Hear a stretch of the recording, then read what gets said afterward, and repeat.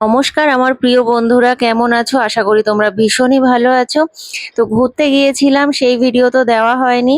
তো দেখো বেরিয়ে পড়েছি, আর ছোট্ট একটা ভিডিও, তোমরা সম্পূর্ণটা দেখে পাশে থাকবে এটাই আশা করছি। তো আজকে দেখাবো কিভাবে মন্দারমণি গেলাম, ব্যারাকপুর থেকে মন্দারমণি। তো আমরা কিন্তু ট্রেনটাকে অ্যাভয়েড করেছিলাম, আমরা অটো করে প্রথমে বরানগর স্টেশনের উদ্দেশ্যে বেরিয়ে পড়েছি। দেখো অটো করে যাচ্ছি। তো মেট্রোতে পৌঁছে গিয়েছি, মেট্রো স্টেশনে গিয়ে আমরা স্প্লানেটে নেমেও পড়েছি, কিন্তু সেই ভিডিও আমি আর করতে পারিনি কারণ প্রচণ্ড ঝড় বৃষ্টির সম্মুখীন হতে হয়েছিল।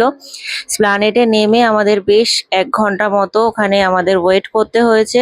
তো সেই বৃষ্টিটা একটু কমলে টিকিট কেটে আমরা বাসে ওঠার জন্য চলে এসেছিলাম, এবং সেখানেই আমি আবার ভিডিওটা করতে পেরেছি কারণ প্রচন্ড পরিমাণে ঝড় বৃষ্টি শুরু হয়ে গিয়েছিল। তো দেখো বাবুর চোখ মুখটা শুকিয়েই গেছে, আর ও তো বাসে উঠলেই বমি করে। নেক্সট টাইম আমি আর বাসে একদমই ওকে ট্রাভেল করাবো না। তো ও ঘুমিয়ে পড়েছে ক্লান্তিতে, কারণ ও 2-3 বার বমি করে ফেলেছে। এবারে আমাদের বাস তো ছুটে চলেছে মন্দারমণির উদ্দেশ্যে। আর রাতের এই দৃশ্য কিন্তু দেখতে খুবই ভালো লাগে, একটু কষ্ট হয়ে যায় কিন্তু এই দৃশ্য কিন্তু অসাধারণ।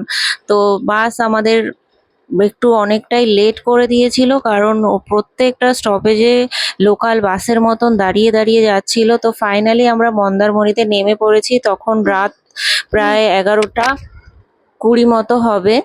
তো দেখো কতটা সুন্দর এই রাতের দৃশ্য। তো আমাদের হোটেল থেকে গাড়ি আসার জন্য ছিল, তো আমরা একটু ওয়েট করার সঙ্গে সঙ্গে গাড়িটা কিন্তু এসে গেল।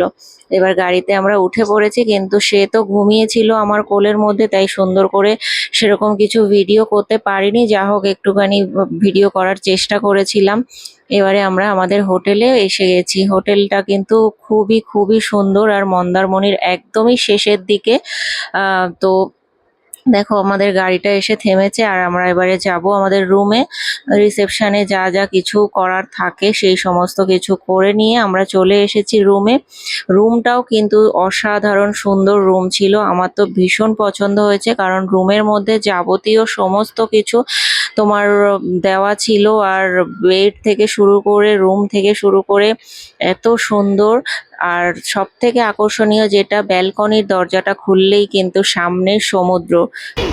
অনেকক্ষণ পর আবার আমি ভিডিওটা করতে পারলাম, কারণ রাস্তায় অনেক ঝামেলা ঝক্কি পেরিয়ে ফাইনালি পৌঁছালাম।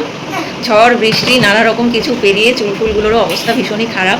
তো যাই হোক পৌঁছে গেছি, বাকি তোমাদেরকে সবটাই দেখাবো। তোমরা আছো বলেই তো পথ চলা, তো সবটাই দেখাবো। এখন আপাতত এইটুকুই।